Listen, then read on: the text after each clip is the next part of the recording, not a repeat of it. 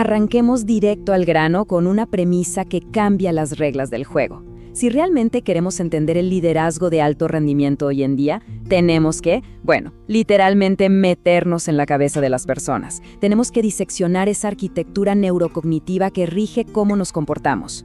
En este análisis, vamos a meternos de lleno en el modelo SET. Olvídense de las típicas listas de habilidades de un buen jefe. Esta es una herramienta estratégica, basada en ciencia, para optimizar algo absolutamente crucial: la toma de decisiones bajo presión. Porque, seamos honestos, ahí es donde está el verdadero campo de batalla del liderazgo, ¿verdad? Y esto nos lleva a la gran pregunta: ¿por qué fracasan estrategias corporativas brillantes cuando la presión sube al máximo? Es fascinante y la verdad un poco desconcertante ver cómo un nivel alto de estrés externo puede hacer pedazos los planes organizacionales más lógicos. No es que de repente a la gente se le olvide cómo hacer su trabajo o que el plan de negocio sea malo. Para nada. El tema es cómo nuestro capital humano procesa esa presión en tiempo real y cómo el cerebro interpreta las amenazas del entorno. Para desmenuzar todo esto, este es nuestro mapa de ruta.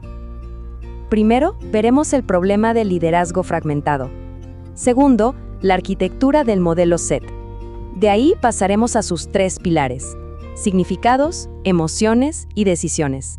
Y cerraremos, por supuesto, con cómo aplicar todo esto en el autoliderazgo y la acción estratégica. Empecemos con el primer punto: el problema del liderazgo fragmentado y esa ilusión de que podemos controlar la conducta. Hoy operamos en entornos que son una locura, llenos de volatilidad. Y aquí está la falla del sistema. Los modelos tradicionales se quedan súper cortos porque creen que basta con intentar modificar las conductas que vemos por encima para guiar a un equipo en medio del caos. Es como querer curar una enfermedad tratando solo el síntoma. El contraste es clarísimo. Fíjense en esto. El liderazgo tradicional intenta gestionar cosas aisladas. Da una orden, corrige una tarea, pide un reporte y ya está. Pero el liderazgo neurocognitivo va a la raíz del asunto. Se enfoca en gestionar esos procesos dinámicos que están conectados entre sí. Es decir, determina exactamente cómo la gente percibe, qué siente y al final del día, cómo deciden actuar cuando están hasta el cuello de estrés. Pasemos al punto 2.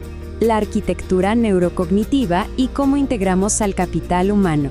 Y aquí es justo donde entra a la cancha el modelo SET. Esta frase del creador del modelo, el Dr. Pablo Román Luscher, da justo en el clavo. Liderar es construir significados compartidos. Si lo pensamos bien, liderar no es pararse a dar órdenes como un dictador. Liderar de verdad es crear narrativas. Es ayudar a los equipos a interpretar la realidad para que entiendan qué diablos está pasando, por qué importa y cuál es su rol en todo eso, especialmente cuando todo a su alrededor es ambiguo e incierto. Veamos cómo fluye el ciclo SET. Es como una reacción en cadena. Todo arranca con una situación organizacional objetiva. Pero ojo, aquí viene la magia. Esa situación pasa por la mente de la persona y se convierte en un significado construido. Ese significado detona un procesamiento emocional y recién de esa mezcla tan compleja sale la decisión y conducta. Este es literalmente el mapa de cómo el cerebro digiere una crisis de alta presión hasta transformarla en una acción concreta en la oficina.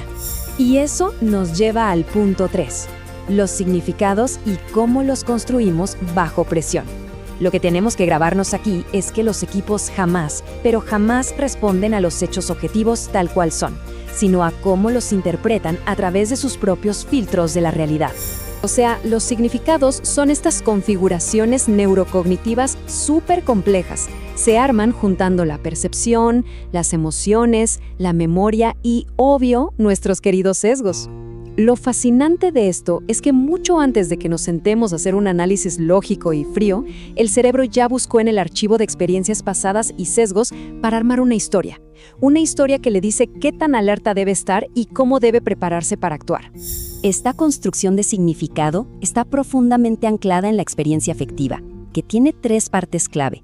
La valencia, esto es bueno o malo. El arousal, qué tanta intensidad o taquicardia genera.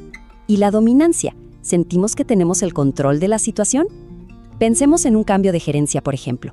Si el equipo siente que no tienen ningún control sobre esto, o sea, baja dominancia, y además tienen un alto nivel de estrés o arousal, ese simple cambio administrativo el cerebro lo etiqueta inmediatamente como una amenaza mortal.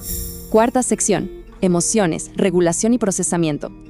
A ver, tenemos que acabar de una vez por todas con ese mito corporativo de que las emociones son estorbos irracionales que hay que reprimir en la oficina. Para nada. En la toma de decisiones, las emociones son pura información. Son datos vitales que el cerebro usa para asegurar que sobrevivamos y nos adaptemos al entorno. Por eso hablamos de la competencia de procesamiento emocional. Y no se trata de ser simplemente el líder buena onda. Es una capacidad súper analítica para detectar, diferenciar y regular emociones, combinándolas con nuestra parte cognitiva. Es tener un radar de alta definición. Como líderes, no es lo mismo notar que el equipo anda bajoneado que diagnosticar con precisión que hay frustración porque los procesos son injustos, en lugar de miedo a que haya despidos. Leer el clima con esa precisión cambia la estrategia a seguir por completo.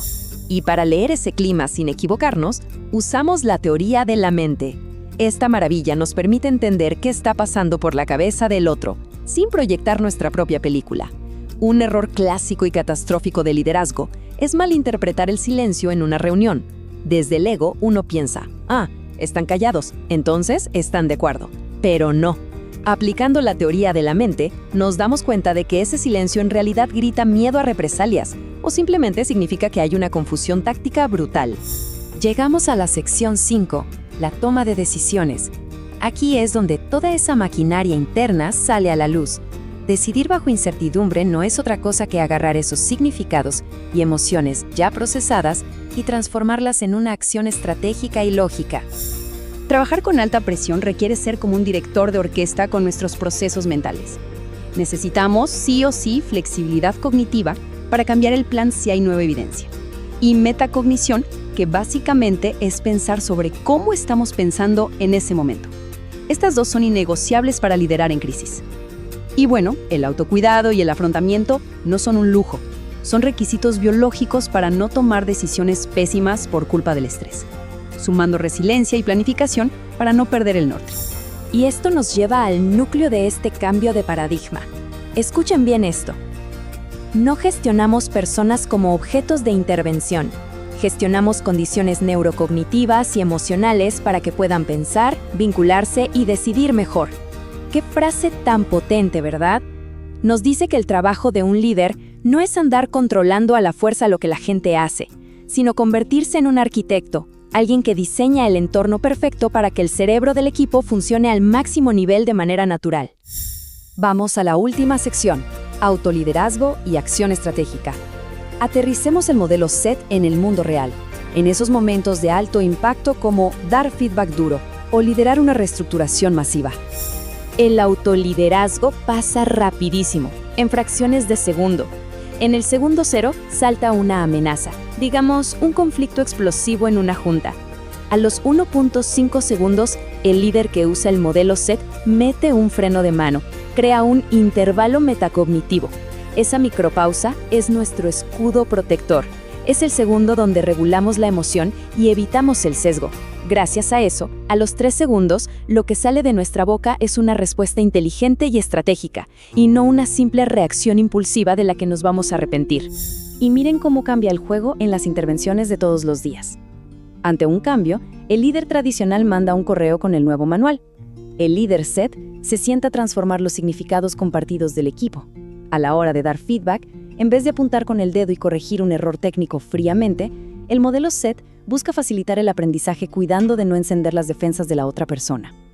Y en un conflicto, ya no perdemos tiempo en batallas inútiles por ver quién tiene los datos correctos, sino que hacemos un ejercicio estructurado para separar las interpretaciones de las emociones y de las decisiones finales. Para cerrar este análisis, quiero dejar una pregunta fundamental sobre la mesa. ¿La cultura de nuestra organización fomenta que la gente se esconda y se defienda cuando hay problemas? ¿O realmente promueve un aprendizaje metacognitivo bajo presión? Es un cuestionamiento profundo que invita a mirarnos al espejo como estructuras. Entender y aplicar esta arquitectura neurocognitiva es lo que nos permite dejar de poner curitas en los síntomas y optimizar genuinamente la forma en que decidimos cuando las cosas se ponen difíciles. Y con esta reflexión estratégica terminamos nuestro recorrido de hoy.